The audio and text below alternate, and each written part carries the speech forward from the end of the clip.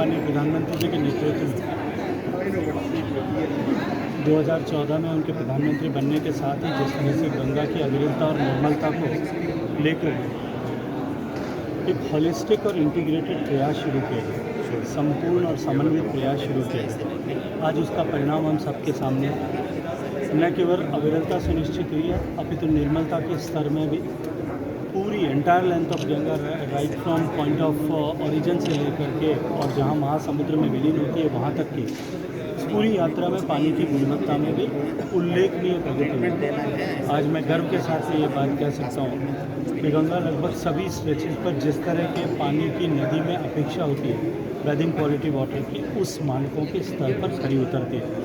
इतनी लंबाई पर में बहने वाली नदी और इतनी ज़्यादा लोगों के active interaction with the river होते हुए भी हमने ये कीर्तिमानी सफलता केवल 6-7 वर्षों के प्रयासों से प्राप्त की है। भारत में लोगों ने इसको देखा है, अनुभव किया है, इसके ऊपर आप इस काम की सफलता पे मोहर लगाई है। लेकिन इसी के साथ साथ में यूनाइटेड नेशंस ने पिछले 10 साल के कालखंड को रीस्टोरेशन डिकेड ऐसा मानते हुए दुनिया भर की एंट्री जो रीस्टोरेशन पर प्रोजेक्ट किए गए हैं उनमें भी एनएमसीजी के इस प्रयास को जो माननीय प्रधानमंत्री जी के नेतृत्व में किया गया उसको दुनिया के 10 बेहतरीन प्रयासों में से एक ऐसा स्वीकार किया गया है। निश्चित ही ये सफलता हम सब लोगों को उत्साहित भी करती है, प्रेरित भी करती है और आगे इस दिशा में काम करने के लिए हम सबको आगे बढ़ने के लिए भी अवसर प्रदान करती है। लेकिन इससे आगे बढ़ करके माननीय प्रधानमंत्री जी ने नेशनल गंगा काउंसिल की पहली बैठक के समय में जो मार्गदर्शन दिया था कि NMCG should act as think tank, हम ज्ञान गंगा की तरह काम करें और केवल गंगा की या नदी की जो है वो पुनर्जीवन तक नहीं, उसके अविरलता निर्मलता तक नहीं, complete revival of water sector और वाटर अवेलेबिलिटी में सस्टेनेबिलिटी लाने के लिए हम पूरे इंटीग्रेटेड एफर्ट्स के साथ में प्रयास करें। और उसी के चलते उन्होंने जल पे काम करने वाले विभिन्न विभागों को, मंत्रालयों को जोड़ करके एक मंत्रालय ऐसा निर्मित किया।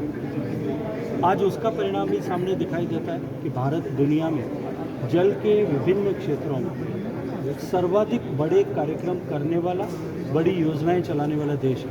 आज दुनिया में कोई एक देश अगर सर्वाधिक इन्वेस्टमेंट कर रहा है वो भारत कर रहा है।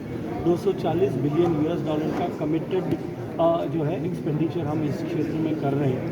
निश्चित रूप से इतने बड़े, इतने बृहत स्तर पर जब हम किसी काम को करते हैं उसकी सफलता को सुनिश्चित करने के लिए आवश्यक है कि समाज उसके साथ में जुड़े और समाज को जोड़ने का जो सबसे महत्वपूर्ण घटक हो सकता है वो शैक्षिक संस्थान हो सकते हैं, जहाँ ये जिम्मेदारी के एहसास को उनके भीतर, स्टूडेंट्स के भीतर, उस इंस्टीट्यूट के पूरे परिवार के भीतर सर्जित करने के साथ साथ में उनके माध्यम से हम जो है ये रीस्टोरेशन और रिजुविनेशन पर काम करें।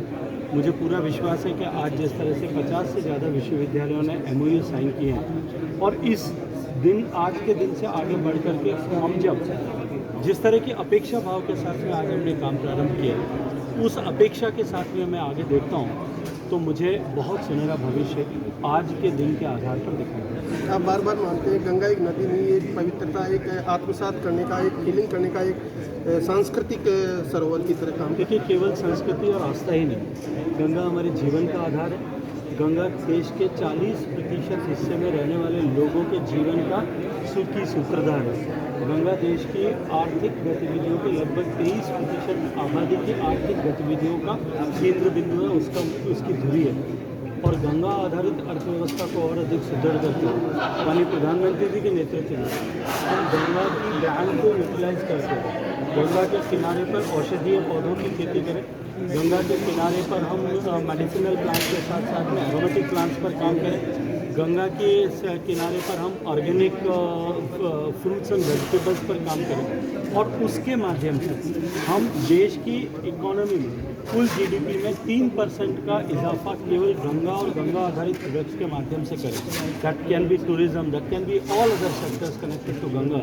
वो अगर करेंगे तो हम निश्चित रूप से गंगा के अर्थ गंगा स्वरूप को भी और अधिक महत्ता के साथ विकसित कर सकते हैं। सर, ये 25% मैक्सिमम थर्ड रेलवे और डिफेंस के बाद यूनिवर्सिटीज़ के पास जो ज़मीन है वो पानी का संचयन करने के लिए बहुत इंपॉर्टेंट है। और दूसरी बात यह है कि 25 साल से कम उम्र का पॉपुलेशन जो हिंदुस्तान का है वो यूनिवर्सिटीज़ में है, और वो यूनिवर्सिटीज़ ऑलमोस्ट 50% स्टूडेंट्स हैं। That could be add as a catalyst for the whole of the country. मेरे लिए केवल 25% नहीं 100% महत्वपूर्ण है। हर एक व्यक्ति इस जिम्मेदारी के एहसास के साथ में जिए, और इस जिम्मेदारी के एहसास को जगाने के लिए हम सब लोग मिलकर के काम करें। उसमें केवल विश्वविद्यालयों से अपेक्षा नहीं है, आप सब से भी उतनी अपेक्षा है, और आपकी और मेरी सबकी जिम्मेदारी बराबर है। थैंक